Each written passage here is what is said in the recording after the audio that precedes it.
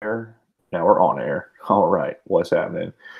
What's up, everybody? Welcome to an overtime episode of Running Out the Clock. By now, you know how this drill goes. The clock has run out on our regular show for what we wanted to talk about with different topics. And so now we're taking a few extra minutes to talk about different things that interest us. As they say on TV, this is free football, that you paid for the game and now you're still there after four quarters. But that's a lie. We know it's not free. Concessions still cost. She still paid for the tickets, whatever. It's fine. So today, I am here. I am Chandler. I am our resident. I don't know what I am the resident of, but I am a resident of something. Yeah.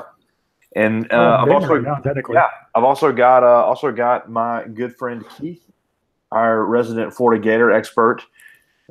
He only has the hottest and most up-to-date takes of Florida. So say hello, Keith. Hello.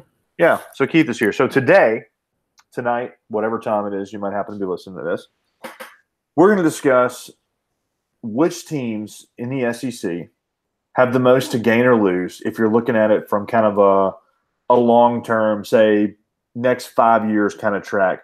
Which teams have the most to gain or lose in this season? And so we're each going to pick a team from the East that we feel like has got the most to gain. We're going to pick a team from the West that's got the most to gain. Then we're going to pick a team from the East that's got the most to lose, and from the West has got the most to lose. So we could potentially be talking about 8 teams here. It's a lot of teams. Or maybe even more than that. I don't know. I'm confused. I've confused myself. Anyway, math is hard. Yeah, math is impossible. It's the worst. So, starting off with the East, Keith, this football season, which team in the East do you feel like has the most to gain going forward? I think based off of last year and maybe like with the previous 5 years, I would, at the risk of coming across as a homer, I think that Florida has the most room for growth and the most room for a long-term gain. That may sound weird, especially since prior to last year they were in the SEC championship game 2 years in a row. Probably didn't deserve to be there. They played in a comically weak division, but their talent level just hadn't been up to where maybe Florida fans are used to. Last year was as close to an abject failure as you can get. They bring in Dan Mullen. They do have talent there. They had a good recruiting class this season. They've got a really good head start on the recruiting class for next year. They've got some good transfers coming in. And of course, this all depends on how the quarterback position develops, especially this year, but also next year. I think that they've got a lot of room to grow and potentially catch Kirby Smart and Georgia as kind of the top dog, no pun intended, in the East over the next 3, 4, 5 years. And so, what do you think? What has to happen this season to make that gain, to kind of maximize on that gain? Yeah, I think that first and foremost, and this should come as no surprise to literally anybody, but their quarterback play has to improve. They have to have consistency. Franks has a high ceiling. I think they have Emory Jones coming in, and he has a very high ceiling, and he kind of matches up more with the play style that Dan Mullen wants to install back at Florida. But I think that Franks is a really good player that can grow into Dan Mullen's offense and really help to kind of turn the team around. But we talked about this before. With Florida, the name of the game is consistency first, and then you can focus more on the explosive offense that Florida's used to having. And so I think that in order for Florida to kind of get back on track and I guess reach the cap that fans and and head coach Dan Mullen thinks that they have is for the quarterback position to grow, for wide receivers to actually be good wide receivers and catch balls, and to just be consistent. And obviously, staying healthy is a plus, which Florida's kind of had trouble with over the last several years. But I would say consistency at the positions that you need most, and then worry about the explosive nature of the offense going forward. So do you feel like that's something that is reflected in at the end of the year? Is that reflected in a win total? Is that saying if they're you feel that way if they've got 9 or 10 wins, or is that more of a, even if the wins aren't necessarily there, if it's hey, we had consistent quarterback play, we you saw bits and pieces of that offense, it wasn't quite all together yet. I mean, kind of what is it that that kind of makes that work? Yeah, and I'm gonna sound like a total coach here, but the process and your competitive level is way more indicative of success, I think, in my mind, than just pure numbers and wins. McElwain's first 2 years, they won 10 games and got to the SEC championship game, but they weren't a complete team. They were completely carried by their defense. I never felt good about the team going into the SEC championship game, or really good about them going into any game, but they found ways to win games, even though they maybe didn't deserve to win as many as they did. So, wins are nice, wins are great, and wins are oftentimes the bread and butter for how a coach survives. But well, at the end of the day, that's the only way a coach survives. Right. But I think you do have to look at the process to see how players and positions grow individually. And if Dan Mullen doesn't win 9 or 10 games this year, I don't think that's a failure. If they don't win 9 or 10 games and they looked as messy as they did last year, then yeah, absolutely. But if Franks grows into the quarterback position and plays smart, plays consistent, defense is good, offensive line moves the ball, Florida's going to have a tough schedule. So I don't think that looking back at the end of the year and seeing 10 or 9 wins is the measurement of success this year. Well, and I think the talent is certainly there to win 9 or 10 games For sure. if things fall right. And I think that's a good pick, because I think that Florida's been wandering in the wilderness for a little bit. Things have not gone, I think, after since Urban Meyer left, because of his heart issues, because he has those completely those heart issues. That's it.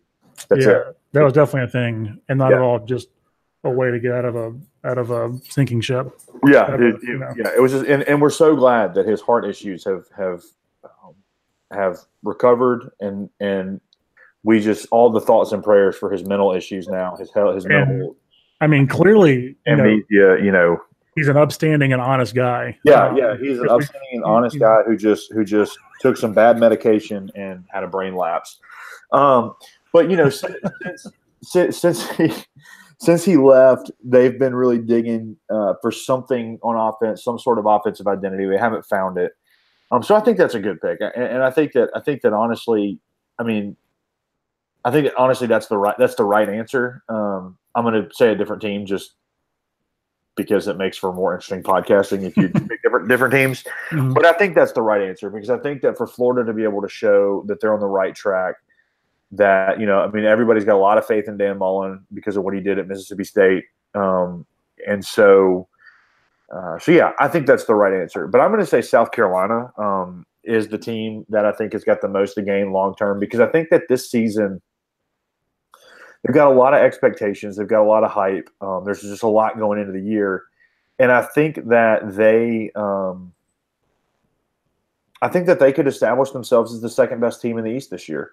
They've been good, and I think it looks like Will Muschamp has learned that you have to have offense to be a good football team, And it certainly him. seems like, yeah, I mean, hey, look, everybody matures at different rates, right? Like sometimes you're out there just watching football and you don't understand that scoring points is what actually wins you games. But yeah, so and it seems like their recruiting is kind of right at a level that with a great season, if they were to win 10 or 11 games and establish themselves as kind of that number 2 team in the East, you could see the recruiting kind of kick up to the next level. And that's what you're going for. I mean, the recruiting kicks up, you're getting better players, and then I think they could potentially establish themselves as that number 2 team in the SEC East, and that'd be really good for them. Because South Carolina is a program that just in history has not been good, and they've got the potential, I think, this year to put themselves in a situation to be good for a long time. Mm-hmm. Yeah, and that makes a lot of sense. Obviously, I had a lot of thoughts about Will Muschamp, but yeah. Hey, it's not Muschamp's fault. It's the athletics director who gave him the job before he was ready. True. I guess that makes sense. I blame Ed Orgeron for very little that happened when he was at Ole Miss. It's like there's that episode of The Office where Pam's like, you don't get mad at the 3-year-old who drives the car and wrecks it. You get mad at the adult who says, "Hey, kid, here are the keys." Which is honestly a perfect analogy for Will Muschamp and his temper tantrums on the the sideline. So basically, let's just flip the fact that he spent 3 years, crashing a car into a tree repeatedly and couldn't figure out. It was just like reverse. Okay, I'm out of the tree. Drop, bam, reverse, bam, reverse, back and forth. Spent 3 years Austin Powersing himself in between 2 trees. That Austin Powers scene where he does like the 47-point turn. I've not thought about that movie in quite some time. So same question, SEC West. Who has the most to gain from this season? I think we're gonna have the same answer here because we talked about it prior to the podcast, and I was thinking kind of the same thing. I think based on kind of what's happened in the West, Texas A&M has a lot of room to grow, and they've put a lot on the line by offering a 10-year contract for, what was it, $75 million to Jimbo Fisher. I mean, not that Kevin Sumlin did a terrible job, but they spent however long he was there finishing in the last half of the SEC West when there was a lot of room for several years there. Yeah. While like Auburn was kind of down a little bit, State was finding its legs, and Arkansas was Brett Bielema all over the field, and so there was some room there for aggressive expansion, I guess. And Kevin Sumlin just didn't do it, so they pulled the trigger on a proven coach, and there is some room to grow in the West. They have a lot of questions, but just purely from a standing standpoint, but they finished last year 4th, 5th. Probably, I have no idea. Yeah, I think it was 4th or 5th. So. Long term, they expect Jimbo Fisher to be competing for that 2nd and 3rd spot long term, and then they expect him to be competing for the 1st spot. Well, $75 million is not second place money. Well, true, but expectation versus reality in the seemingly unending era of Nick Saban. That is very true. That's a tough spot, but Nick Saban's reign has to come to an end at some point, and you would think that it would be fairly soon, given the fact that he's been there for 11 years now, 12 years now. I think this is the 11th season. Yeah, so he's been there for a while. He's won a lot of national championships. You would think that he would he would either call it a day or find some other program to pull out of the pit. Yeah. So there's the expectation there. Texas A&M with how seemingly poorly some of the other Texas schools have been performing should do well recruiting in Texas, which is, as we all know, one of the best spots to recruit in the country. There's a lot of room to grow there. Yeah, I think Texas A&M, again, just like we said for Florida, I think Texas A&M is the right answer. They could if they can come in and they can establish themselves this season and finish third, because they're not more talented than Alabama, they're not more talented than Auburn. Mm-hmm.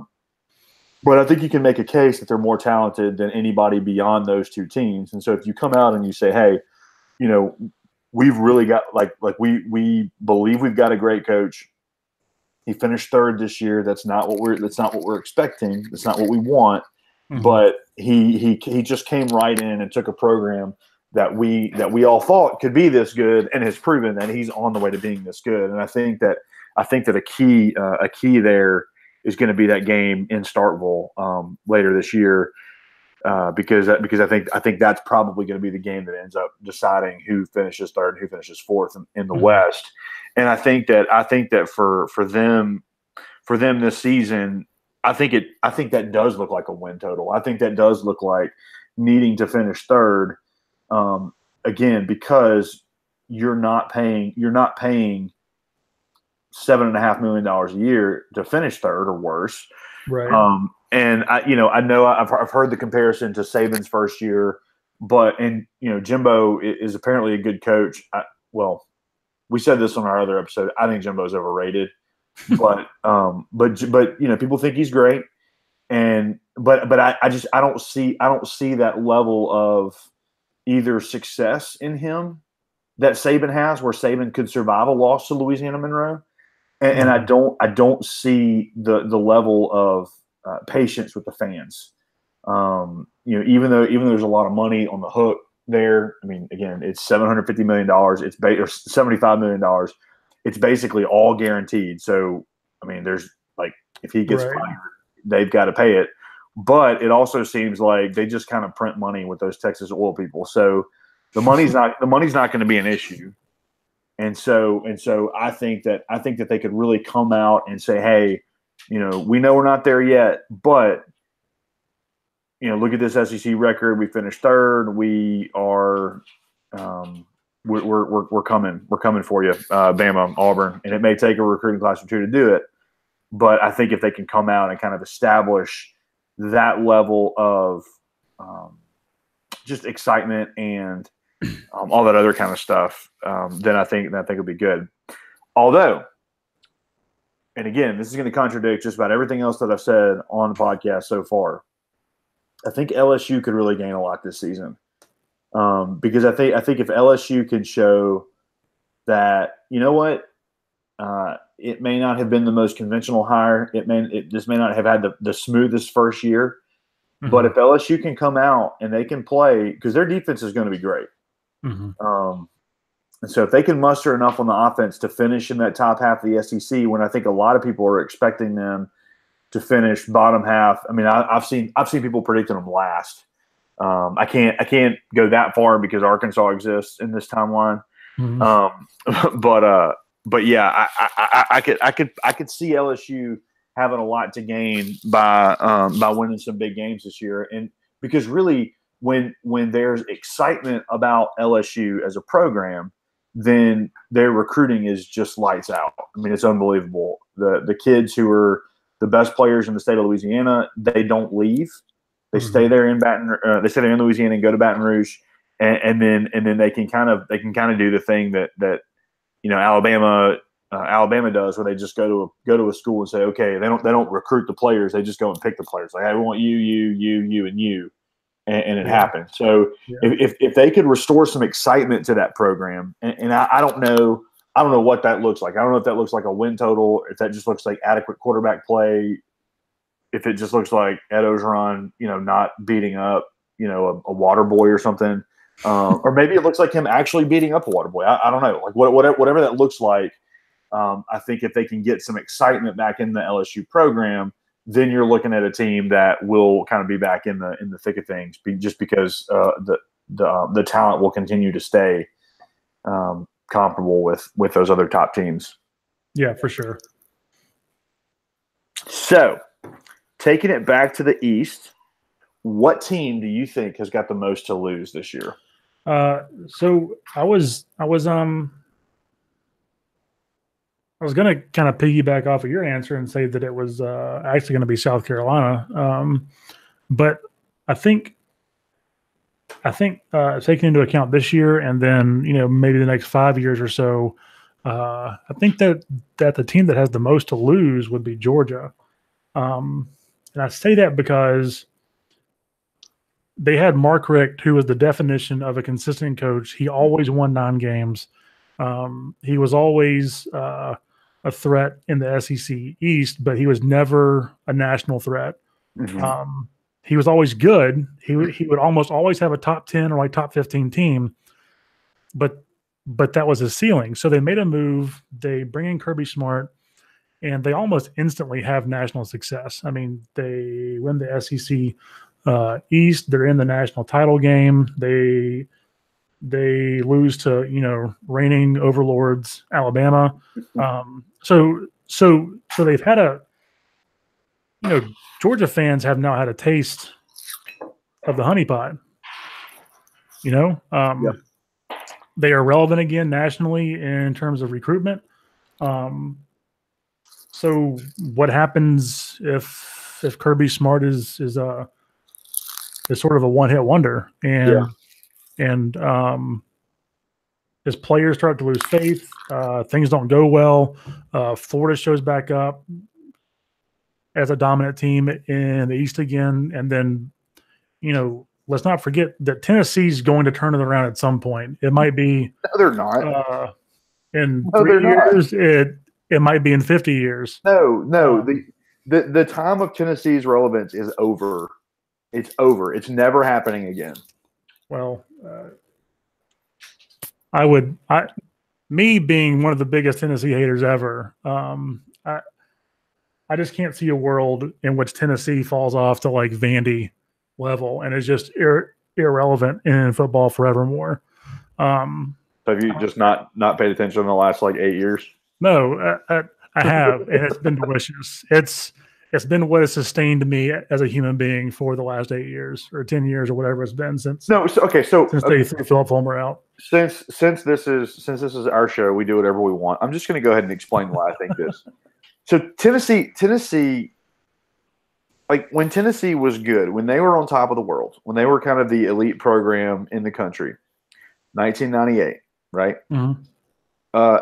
That's 20 years ago. And kids who are being recruited by Tennessee right now, like when they're like, oh, we won the 1998 national championship. We got Peyton Manning. Like they didn't even have Peyton Manning that year. We had T. Martin. Everybody's like, wait, who? All of the benefits that they had as a program in 1998, they don't have anymore. In 1998, there were only a handful of teams that were on TV every week. Tennessee happened to be one of them. Mm-hmm. Tomorrow night, we're going to be able to watch literally anybody we want. Saturday, we're going to be able to, like, if you decide that you want to pull up I don't even know, like teams I've never even heard of. If you decide on Friday night you want to watch high school football on ESPN, you can. So the exposure that you used to get by playing at Tennessee is gone. It's everybody gets it. They used to be like, oh, come to Tennessee and play in front of 100,000 fans. I've never heard a recruit say, well, Tennessee had 100,000 and this other team only had 93,000, so I went with 100,000. That doesn't matter, and B, I mean, so what? Everybody's got a 100,000 seat stadium now. I mean, and Neyland is a dump. Like it's not even nice. So you got those two things. Like it used to be in Tennessee. Tennessee in 1998 was on the cutting edge of this, where Tennessee was building teams out of national players. While people in the South and the SEC were still largely recruiting Southeastern players, Tennessee's going out and getting guys from Texas and California and New Jersey and just kind of from all over the country. Well, guess what? Everybody does that now. Everybody's got access to those players now, and they're not going to Tennessee. And Tennessee itself, as a state, does not produce enough high school talent to maintain a championship caliber program.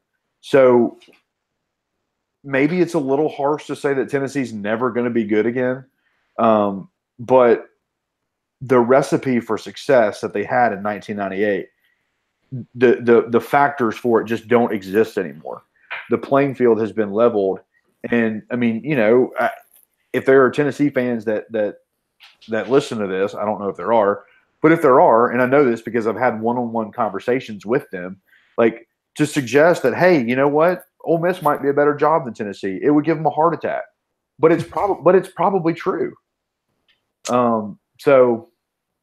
Yeah. So two things that I want to get off my chest here. One of which is I forever despise you for turning me into a Tennessee apologist. And for some reason arguing that they're going to be good again at some point. Stop because I'm right. Second point is, if Boise State can come up with a shtick and recruit good players and become nationally relevant for a decade, I think anybody can. And just because Tennessee no longer has the advantage of being like a nationally recognized program, that doesn't mean that they can't get leadership and to like figure out ways to evolve from that. But anyway, and again, I despise ever talking positively about Tennessee. Boise State is not a fair comparison because Boise State is playing teams like, Boise State only has to get up like 3 times a year at most, and that's if they make a bowl game. They might schedule a big out of conference team, but Tennessee has got to consistently on a week in and week out basis be better than Georgia, Florida, Alabama. That right there is 3 teams that they have no margin of error against, that all 3 are probably realistically going to have better talent than them. And sure. and then that also I don't like. I would love to do an episode just bashing Tennessee because which is what we're currently doing. Yeah, and that's fine. So I don't want to stay too long on this, but Boise State's not a good comparison there. But I don't know. I mean, like you can say that they'll get the leadership in place to eventually do that, but their current athletics director is Phil Fulmer. So, right, who just happens to be the last coach there who did anything nationally. So, yeah, and that was 20 years ago. It's true. Things have been terrible for a long time. Anyway, yeah. So you're going with South Carolina as the team with the most. No, Georgia. Georgia. That's right. Yeah, and again, whether or not it's Tennessee or it's South Carolina that replaces Tennessee as kind of that third team in the East that is consistently good and dangerous. The East is not going to stay a soul-sucking void forever. Georgia's pulled in really good players. It's evident this year where they're expected to win a division and compete for another national title with a defense made up entirely of underclassmen. After losing 8 starters from last year. So they've got the talent, but if this talent doesn't pan out and somehow Kirby Smart loses control of the steering wheel and they fall back into that kind of Mark Richt era, it is not a huge failure objectively, but subjectively for Georgia fans, that's the worst case scenario. Is you're right back to where you started, Yeah, no, and I hear that, but I think that when you look at the talent that Georgia's bringing in right now, and when you look at when you invest in a coach like Kirby Smart, and you're saying that we're investing in championships. Mm-hmm. Really what that means is we are stepping up our cheating efforts in recruiting, and Georgia will never get punished for that. And so, like, I think that this year, you know, they take a step back, probably still win the East, but they take a step back, and then that's the last step back they take kind of for a while.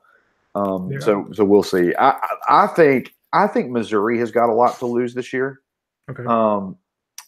Because they're coming in, they've got a quarterback that is pretty universally loved. People think that he's going to be, the next big player, that he could potentially be the number 1 overall pick. Mm-hmm. They've got some talent on offense, but I think that, you know, after coming in and winning the SEC East 2 years in a row, their first 2 years in the SEC, I think there's kind of been this attitude of like, y'all don't belong here. Kind of with Missouri, and they're not in the Southeast, right? You know, they're in the Midwest, and that's fine. I don't care about that. But there's this somehow in the East Division, which you know, like they're the westernmost team. My show interns are very nervous by the thunderstorm right now. They do a lot of good work. Normally they do all my research for me, but they're scared of the storm, so they're not getting any work done. No, so, you know, there's already this attitude. Bo just put his head on my computer.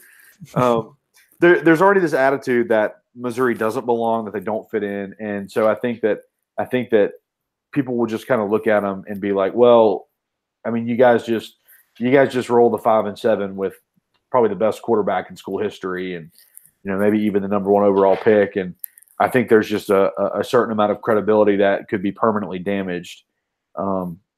Not permanently, because nothing in college football is permanent, but there's a lot of credibility that could be damaged for a long time until Missouri makes wholesale changes. So I'll go with Missouri, although I think that South Carolina South Carolina is also the right answer to this question. But, you know, whatever. Yeah, so, and like South Carolina is kind of, you know, sort of odd because they've never really been nationally relevant, and they got Steve Spurrier to come in, a historically great coach, and they won a lot of games, and you know, here they are nationally relevant. Spurrier decided he wanted to quit. Yeah, and so they bring a guy in who completely dumpstered Florida, and are like, you know, again, listen, we saw you Austin Powers your car at Florida for 4 years. Here's some more keys to a different vehicle. Yep. So, but I guess moving back to the West, my pick for the program that has the most room to, I guess, take a step backwards would be LSU, and that may seem like a weird answer because, given the fact that they fired Les Miles and they hired Ed Orgeron, a lot of people think that they've pretty much hit rock bottom. But, you know, Orgeron proved last year that he could win with the club that he had, you know. But if he comes in and proves that he hasn't learned from his time at Ole Miss and you know, the programs that he's kind of followed around after, and he pulls what he did at Ole Miss at LSU, that's going to set them back tremendously, to the point to where maybe even lifelong LSU fans or you know, kids that were brought up in Louisiana choose to go to you know, La Tech or State or Ole Miss or USM or something like that. You know, their thing is that they've always been, well, not always, but like the past, you know, probably 20 years, they've had a reputation as being a strong SEC school that recruits dominantly in Louisiana and regionally, and that they've always, you know, just been a really tough team to play against. You know, elite defenses, good running backs, sometimes just spectacular wide receivers, and then you have Jamarcus Russell, who could sit on the ground and throw a football 500 yards.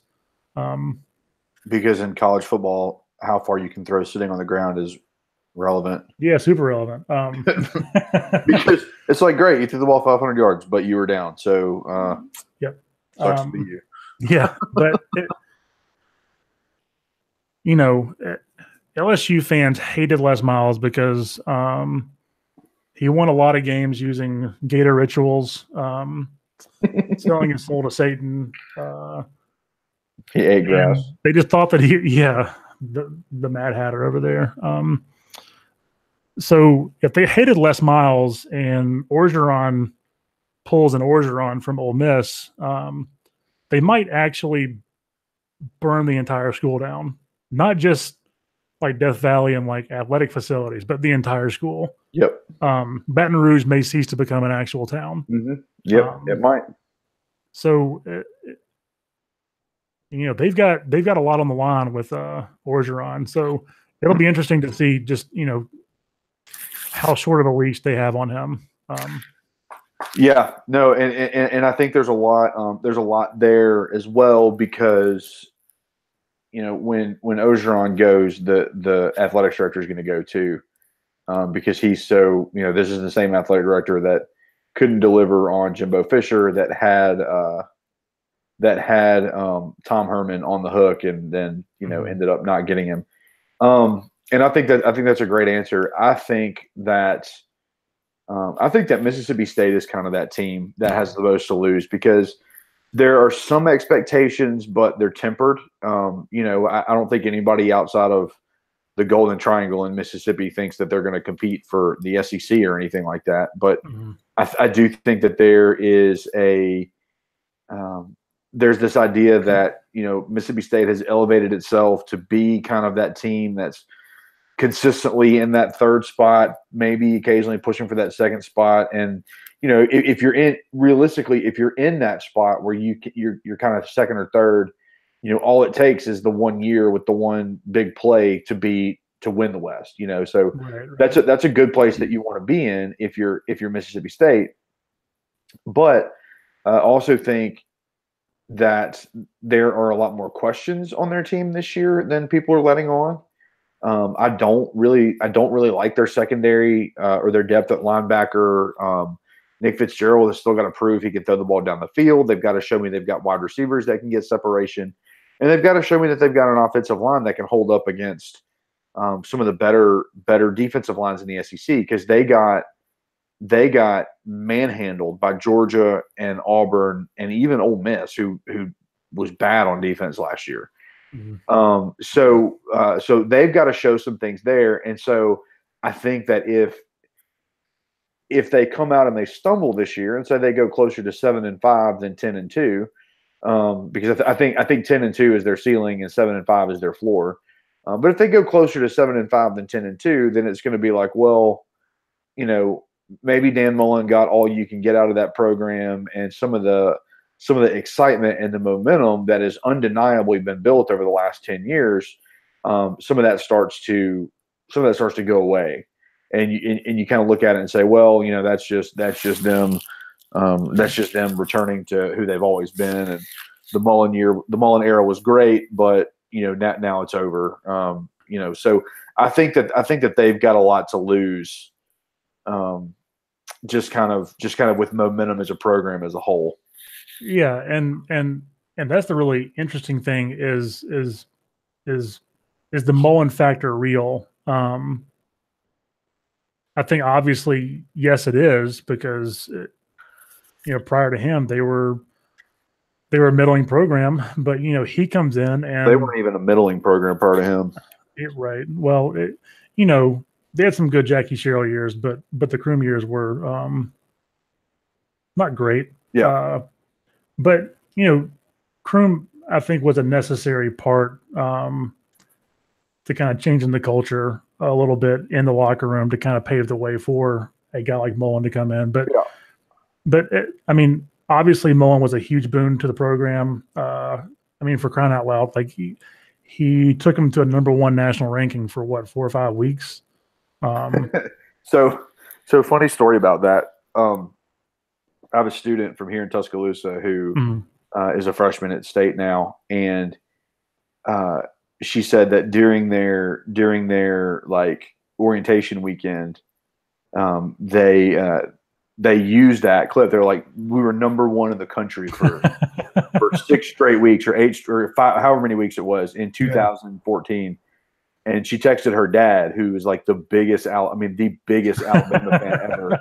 And she was just, and she didn't even care about sports. She just was like, she's like, whatever. She was like, Dad, I don't even care about sports, and this is really funny. Like, so